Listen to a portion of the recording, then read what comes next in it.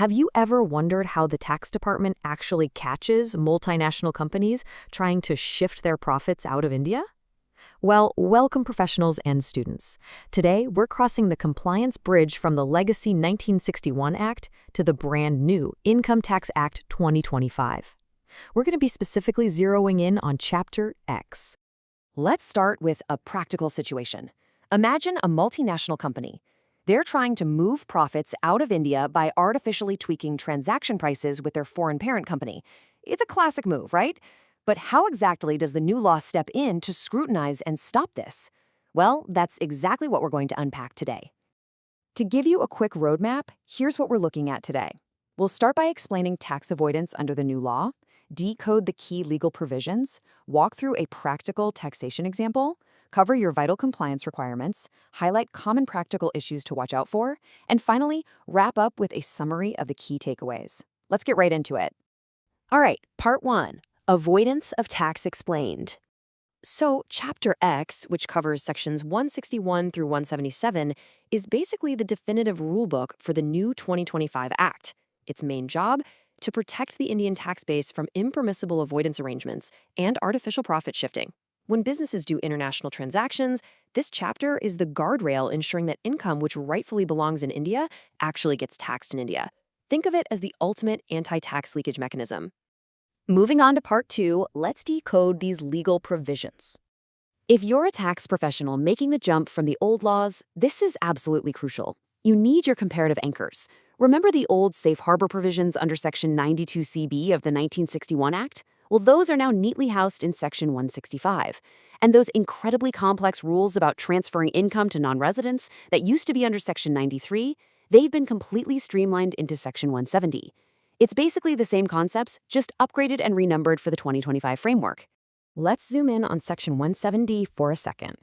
If assets are transferred to a non-resident, but the Indian transfer still retains the power to enjoy that income, even from far away, the law literally reaches through that arrangement and taxes the income right back in the transfer's hands. No escaping it. But there is a very important exception under subsection 5. This strict rule doesn't apply to genuine, bona fide commercial transactions.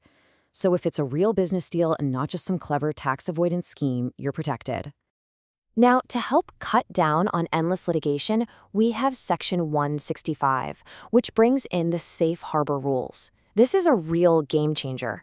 Basically, if you meet specific criteria, the tax authorities will simply accept your declared transfer price without making any comparability adjustments. It gives you, the assessee, a massive zone of certainty.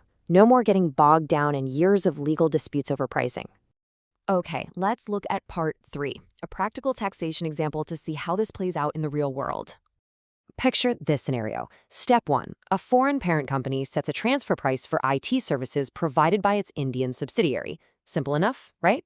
Step 2. To completely dodge a messy transfer pricing audit, the Indian subsidiary smartly invokes the safe harbor rule under Section 165. Step 3. Because the subsidiary's transaction falls perfectly within the limits prescribed, like those detailed in Rule 126 of the new Income Tax Rules 2026, the assessing officer just bypasses the complex audit and accepts the price.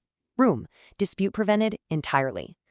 Next up, Part 4, let's talk about your key compliance requirements.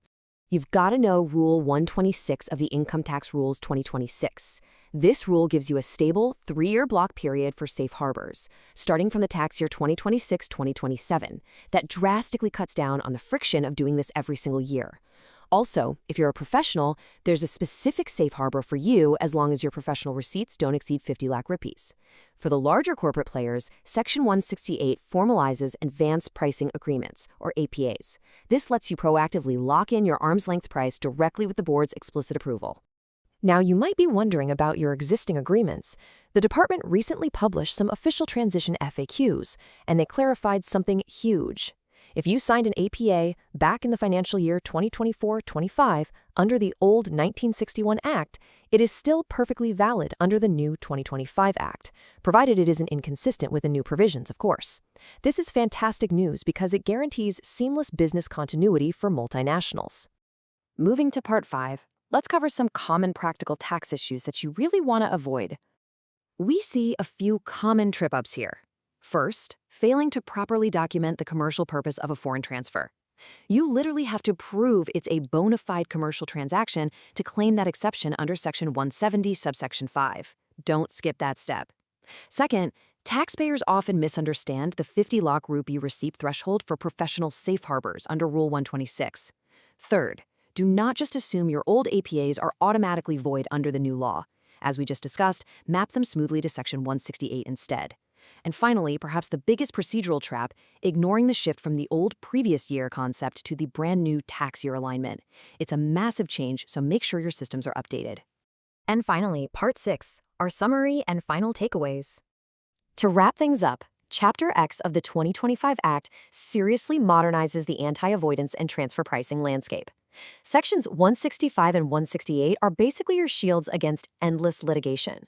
Meanwhile, Rule 126 steps in to give you unprecedented stability with that fixed 3-year block period. And remember, while Section 170 is incredibly strict on artificial transfers to non-residents, your genuine commercial dealings are fully protected, as long as your documentation is rock solid. Connect those legacy concepts to this new streamlined framework, and you'll be well equipped to handle cross-border compliance. Thank you for watching. Please like, subscribe, and share. This explainer is for educational purposes only and does not constitute professional advice. Tax laws are subject to amendments, so please consult your professional advisor before taking any action. This is an AI-generated educational explainer. Now, as we close out today's session, I want to leave you with one final thought. With all these sweeping changes, are you fully prepared to update your firm's compliance checklists for the 2026 tax year?